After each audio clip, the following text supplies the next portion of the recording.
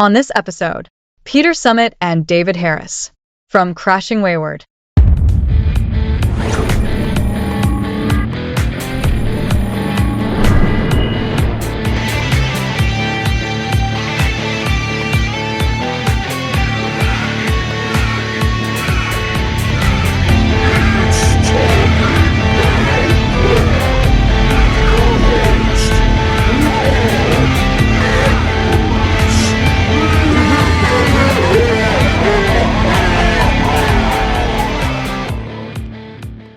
All right, today's guest, Crashing Wayward, formed out of Las Vegas in March 2020. Within the first few weeks of the lockdown, they released their debut album, Listen in 23, and their forthcoming EP, The Fight Within, is due for release in the third quarter of 2026 via Golden Robot Records.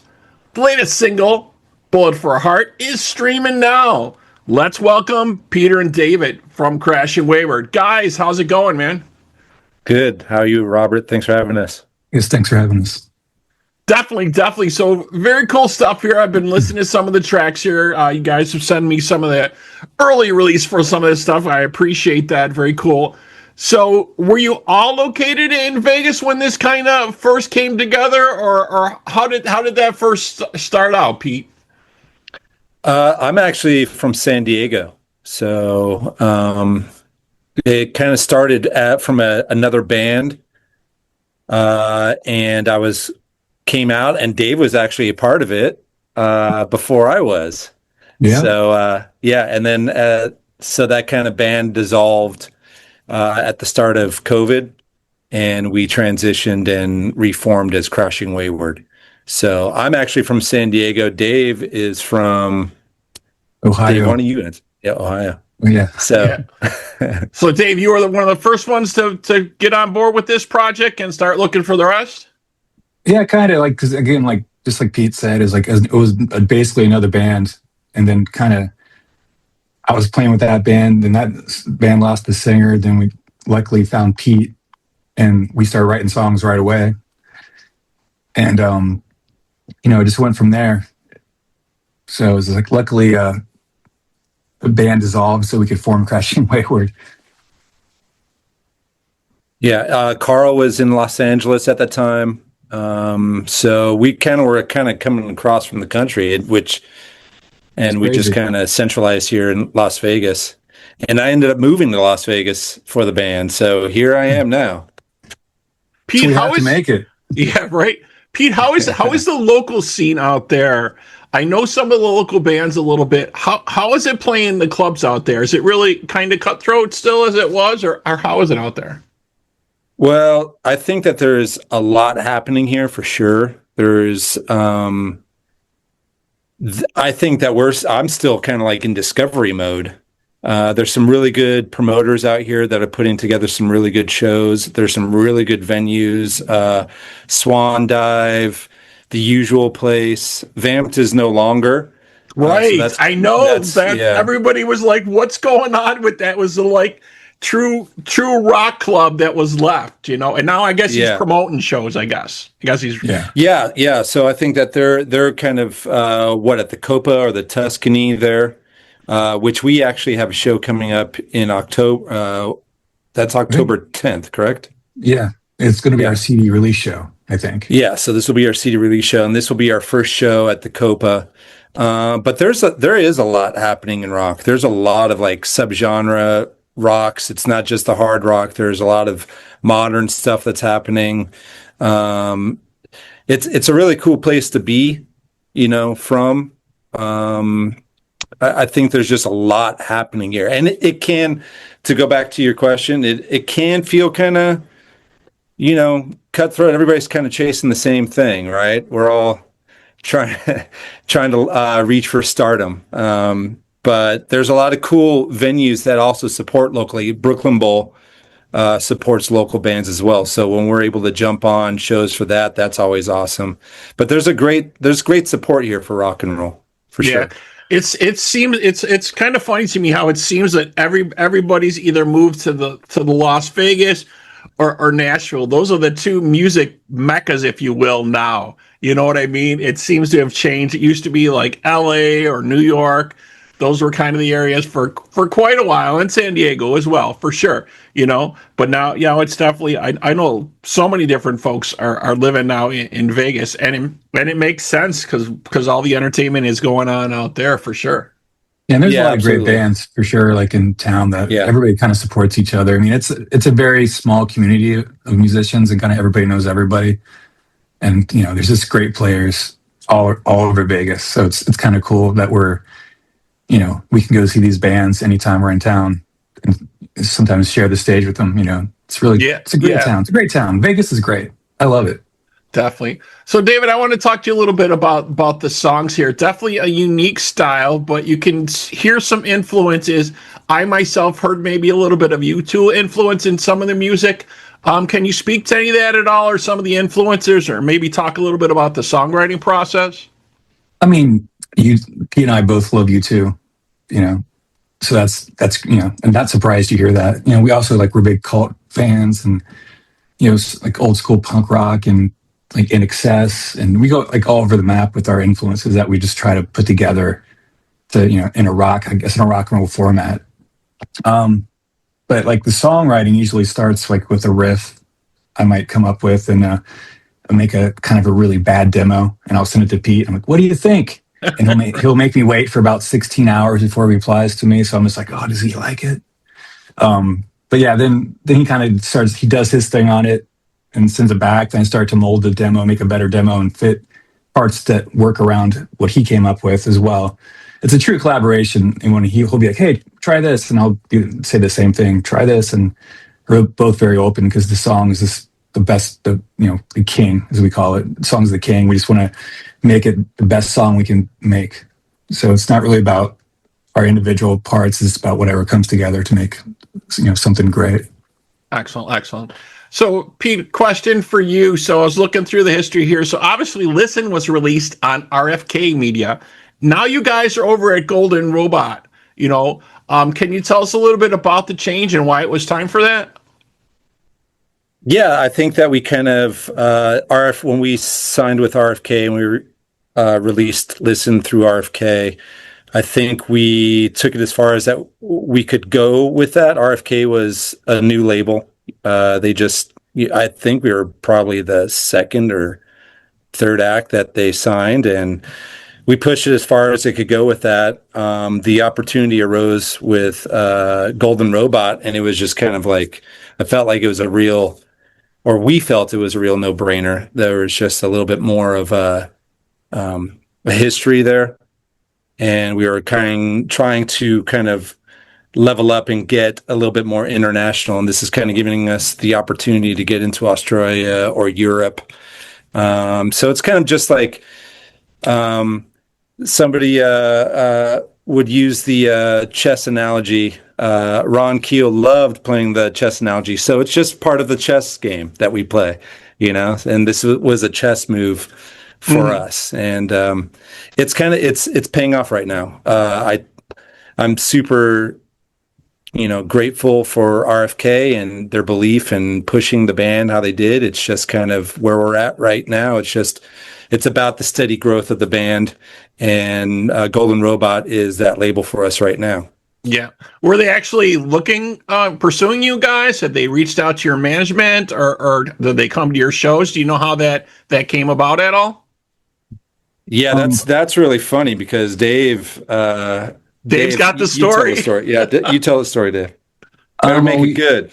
I'll do my best. We were on one of our tours, and we just kind of finished our first single that this came out for the EP, Holding for Dear Life.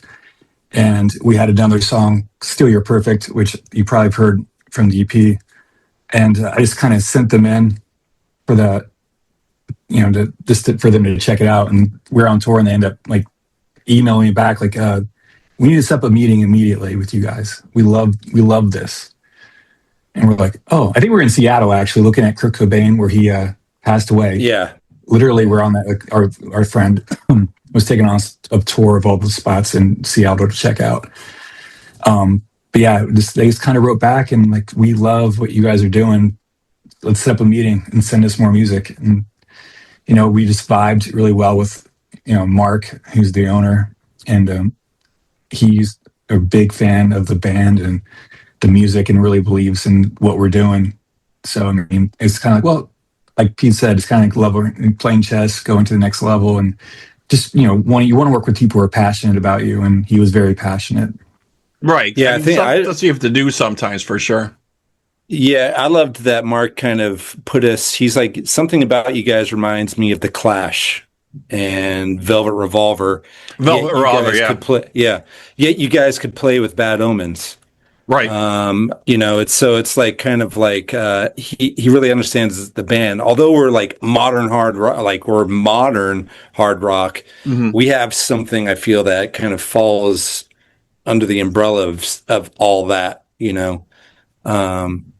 But like when you brought up U2, there's plenty of people that hate U2, but we love U2, and there's plenty of people that love U2, but we could fit into that U2, but we can fit into that Velvet Revolver. We can fit into that Bad Omens. We can fit into the Clash. And it's apparent when we play like festivals like Rockfest. When we played Rockfest, we were probably the only modern hard rock band on that bill because everything was a little bit more heavier. And the crowd ate it up. I mean, people are hungry. Yeah, that's great. They're giving you guys that kind of opportunity because, like you said, you have a couple different styles kind of built in to the music, built into the band. You're not like a lot. I know a lot of promoters, they want to like put you in a box and say, this is what they do, this is what they sound like, this is how we can market them, But it sounds like they kind of get you guys kind of what you're trying to do, and obviously it's giving you, like you said, more opportunities to fit in with different acts and things like that, for sure. Yeah, absolutely. Very, very cool. All right. So, David, let's talk to you a little bit more. You're obviously the guitarist for the band here. Anybody that's influences for you, and maybe you could tell us a little bit about some of your gear. I know guitar players love to talk gear. They love to talk, and other guitar players want to know like what they use for their sound. If they're chasing a tone, some people are tone chasers, right? Or maybe they got to figure it out. Yeah. This is the part where I go use the restroom. I'll be right back, guys. Just check. Sorry, Pete. For me as a guitar player, I play in a lot of weird tunings. So some of them I make up, but that comes from like the Jimmy Page influence. When my mom used to listen to Zeppelin, making me listen to that in the car, and I'm like, you kind of fall in love with that, or the Stones thing. But yeah, I mean, it come from. I think all the Jimmys. You got the big Hendrix fan, Jimmy Page. Joe Perry's another guy I'm really into, and Billy Duffy, obviously. I think that's pretty obvious with me. But I like to combine a bunch of styles into one, and I love the blues, but I also really like punk rock and like new wave. Right, I'm hearing that when I listen to your songs. Like it's not like you're going to hear the same type of style, which is very cool for me because I think a lot of the newer music, I'll say newer bands that are like newer to me, they're out now. It's kind of starting to sound a little bit the same, right? Kind of what happened in the 80s, right? The bands kind of started to sound a little bit the same, they got that, okay, we know what the niche is now, you should sound like this, your songs could kind of be about this, you should kind of maybe look this way, and after a while that gets a little old, right? Yeah, I mean, rock radio is kind of weird because like a lot of people are using the same digital preset sounds, same drum sounds, same guitar sounds. We like to use real amps. I mean, we're one of the. It's weird because when we tour, there's so many bands that don't even use amps anymore. Right. They just go straight to PA. Yeah. Yeah, and I'm like, man, I get why they do that, but I love just how the air pushes behind you, and there's something about being. Plus, you get a different tone out of your amp usually, right? Especially if I don't know if you're a Marshall guy, if that's what you like to use, or your Fender or whatever. But I love Marshall. I got a great silver anniversary, which sounds amazing. and I got a couple other Marshalls, but I'm endorsed by Friedman, so I usually use a lot of Friedmans on the road, which they're amazing. But those amps are so good, you can't like lie with them. Because some amps you can kind of get away with kind of flub and stuff, but they're so like precise what you're playing, it makes you play better. So I'm like, which kind of sucks because I have to be on my game more. I can't just, but yeah, on tour I use Friedman, which I guess like I said, they're great amps. Guitar wise, I use a White Falcon Gretsch 62 Les Paul Jr. before they became the SG. Les Pauls. I'm not a big Strat guy because they're great in the studio, but live they sound a little thin to me. But yeah, I want to go up there and just play loud rock and roll that they used to do. And I just think it looks cool with the amps behind you. Right. Well, that was always the thing. Like, if you went to see Van Halen, there was like a million. It looked like a million speakers behind them. None of them are only maybe 4 were turned on. But you got that. Same with AC/DC, right? They would have the huge wall of sound, at least for effect, just to look that way, right? It was always I mean, cool there's something classic and cool about that, and I miss that when you see some bands because they don't have anything up there, and it's just the drum set and the kind of rock, jumping around, and they're great, but it's also I just miss that aesthetic that the old school music bands had. So that's live. I like to, and we're a live band. We don't use there's nothing fake coming out when we play live. So there's just something about and that's another thing that's come across in so mmany years, right? If it was pop music, it was acceptable to have backing tracks, backing vocals. I'm fine with it if you need part of a song where it's got piano or it's got something in there. You don't have that musician. That's fine to have that. Totally, but some of these people, they just their whole part of the song is in the backing track. They're not even playing. I'm and what scares me is the newer audiences seem to be acceptable of that. Yeah. The younger people. Yeah, I mean, it's because that's what they're used to, I guess. I mean, but the great thing about when we play live, you never know what you're going to get. You might get a great show, you could get a bad show, but there's that factor of the unknown, which I like about this band. We have some great people in the band and great players, but it's but live we bring it, and it's like I said, you're not going to get the same show every night. Yeah, some that's nights, what it's all about. I might fuck up and play something totally different, or Pete might change the melody. Right, but if you mess up, you got to do it twice. That's what Eddie Van Halen said. Always do it twice, so it looks like you did it on purpose, right? Exactly. All right. So Pete, back to you. Let's talk a little bit about the latest single here, "Bullet for a Heart." Can you give us a little bit of background on that song, maybe a little bit? Yeah, that is, gosh, we kind of wrote that, a couple years ago, Dave?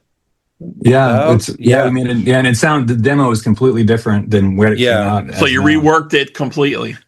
Yeah, literally, so that was a week before we went to the studio. I reworked it to fit Pete's stuff better. Yeah. Sorry.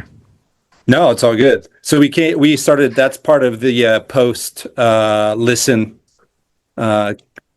singles. Now is actually one of the songs that we approached or sent over to Golden Robot when we sent them more songs, and that is just kind of I call that kind of our ode to Velvet Revolver.